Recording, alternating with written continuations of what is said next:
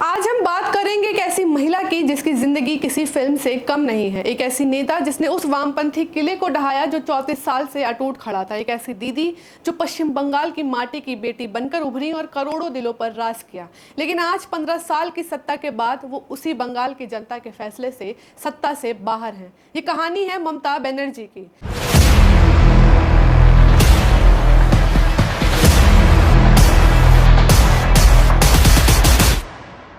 नमस्कार, बहुत स्वागत है आपका। आप देख रहे हैं इनकलाब हिंदी और मैं हूं आपके साथ माहिम खान। 5 जनवरी 1955 का दिन था। कोलकाता के दक्षिणी हिस्से में एक निम्न मध्यम वर्गीय बंगाली परिवार में एक बच्ची का जन्म हुआ। नाम रखा गया ममता। पिता प्रमिलेश्वर बनर्जी एक स्वतंत्रता सेनानी थे और माँ गायत्री बनर्जी घर की रीढ़ थी। घर में पैसों की तंगी थी, लेकिन माँ ने इस बच्ची को 2 अनमोल चीजें दी: गरीबों के दर्द को समझने की संवेदना और अन्याय के आगे ना झुकने का साहस। ममता की पढ़ाई दक्षिण कोलकाता के देशबंधु शिशु विद्यालय से शुरू हुई। घर की तंगी के बावजूद पढ़ाई जारी रही, लेकिन तभी एक ऐसी घटना हुई जिसने ममता की पूरी जिंदगी को झकझोर दिया। जब वो 17 साल की थी, उनके पिता बीमार पड़े। इलाज के लिए पैसे नहीं थे और एक दिन वो पिता जो इस घर की उम्मीद थे वो चल बसे। उस दिन जब दर्द ममता ने झेला, उसी दर्द ने शायद उन्हें वो नेता बनाया जो आगे चलकर वो बने।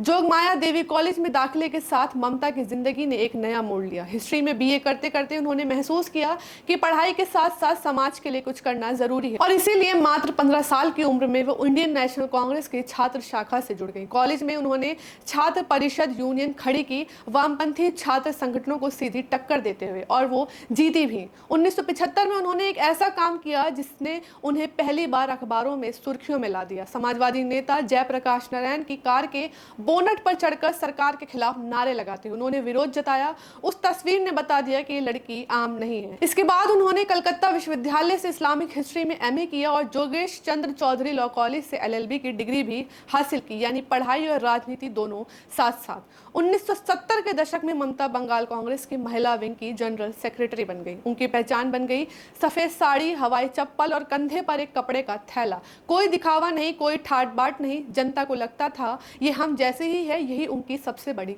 ताकत थी।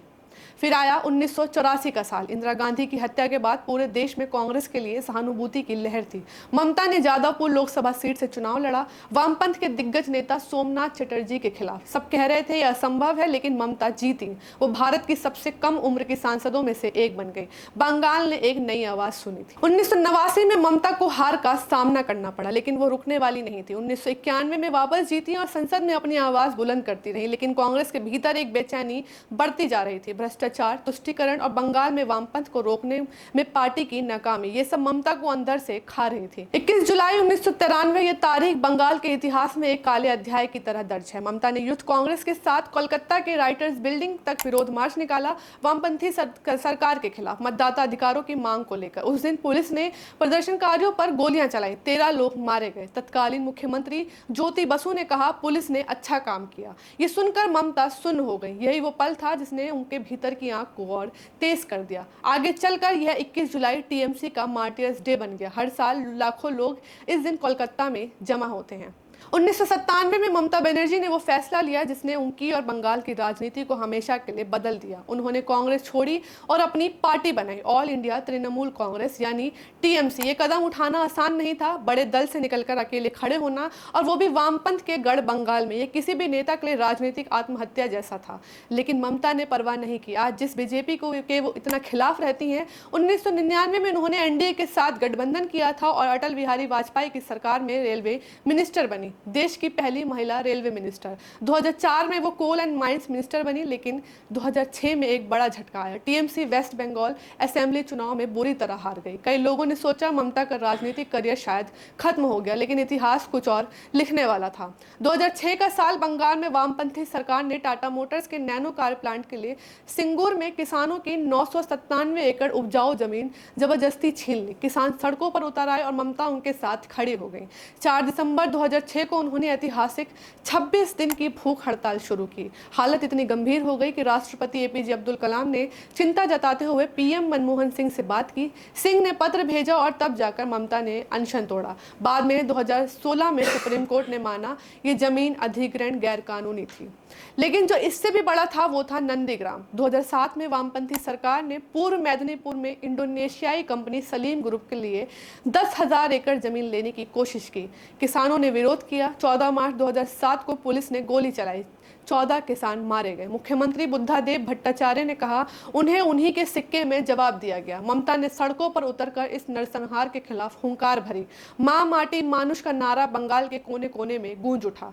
सिंगूर और नंदीग्राम ने ममता को बदल दिया। वो एक थिएट्रिकल विपक्षी नेता से बदलकर एक जन आंदोलन का चेहरा बन गई। बुद्धिजीवी, कलाकार, पत्रकार एक एक करके उनके साथ आने लगे। जो लोग कभी उनसे दूरी बनाते थे वो भी उनके साथ कंधे से कंधा मिलाकर चलने लगे। 2009 के लोकसभा चुनाव में टीएमसी ने 19 सीटें जीती और ममता यूपीए सरकार में दूसरी बार रेलवे मिनिस्टर बनी। लेकिन असली इम्तिहान था 2011 का।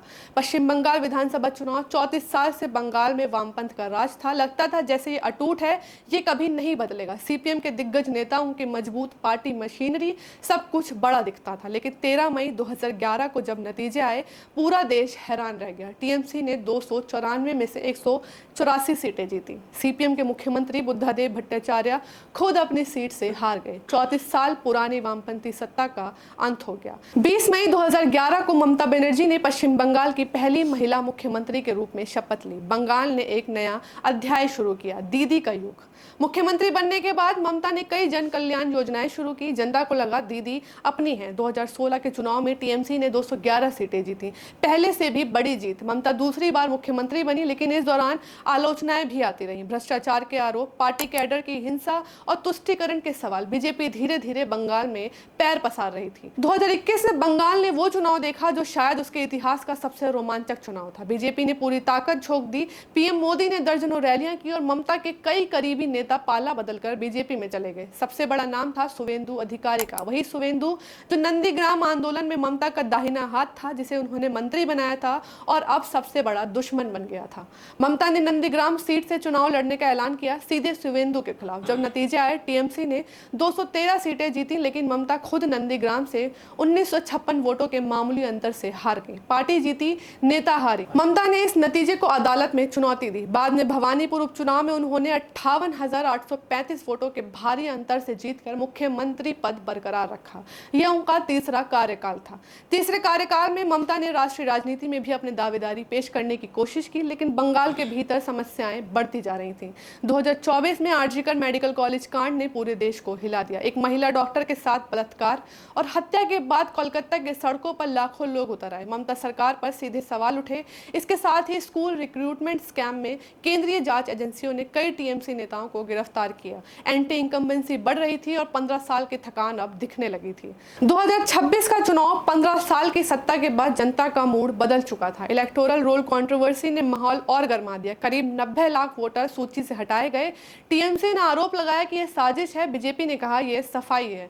चुनाव में रिकॉर्ड 92.93% मतदान हुआ और जब नतीजे आए बीजेपी ने पश्चिम बंगाल में पहली बार सरकार बनाई। 1937 के बाद पहली बार कोई राइट विंग पार्टी बंगाल में सत्ता में आई और सबसे बड़ा झटका भवानीपुर सीट पर ममता बनर्जी बीजेपी के शुवेंदु अधिकारी से 15,000 से ज्यादा वोटों से हार गई। वही शुवेंदु जो नंदीग्राम में उनका सेनापति था। इतिहास ने अजीब करवट ली। हार के बाद जो हुआ वो भारतीय राजनीति में अभूतपूर्व था। ममता ने इस्तीफा देने से इनकार कर दिया। उन्होंने कहा मैं क्यों जाऊं, हम चुनाव नहीं हारे, वोट लूटे गए, साजिश हुई। जहां तक इस्तीफे का सवाल है वो सवाल ही नहीं उठता। बीजेपी ने इसे लोकतंत्र और संविधान पर हमला बताया, लेकिन ममता डटी रही। आखिरकार 7 मई 2026 को जब विधानसभा का कार्यकाल खत्म हुआ और राज्यपाल ने विधानसभा भंग की, तब जाकर उन्हें अपना पद छोड़ना पड़ा। 8 मई को शुवेंदु अधिकारी बीजेपी विधायक दल के नेता चुने गए और 9 मई 2026 को जिस शुवेंदु को कभी ममता ने राजनीति में आगे बढ़ाया, उसने पश्चिम बंगाल के मुख्यमंत्री के रूप में शपथ ली।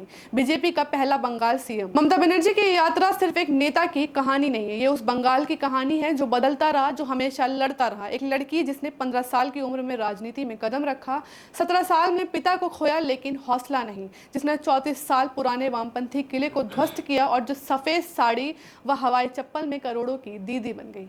आज वो बंगाल की सत्ता से बाहर है, लेकिन राजनीति में आखिरी शब्द कभी जल्दी नहीं लिखा जाता। जो नेता 70 साल की उम्र में भी इस्तीफा देने से इनकार करे, उसकी कहानी शायद अभी पूरी नहीं हुई है।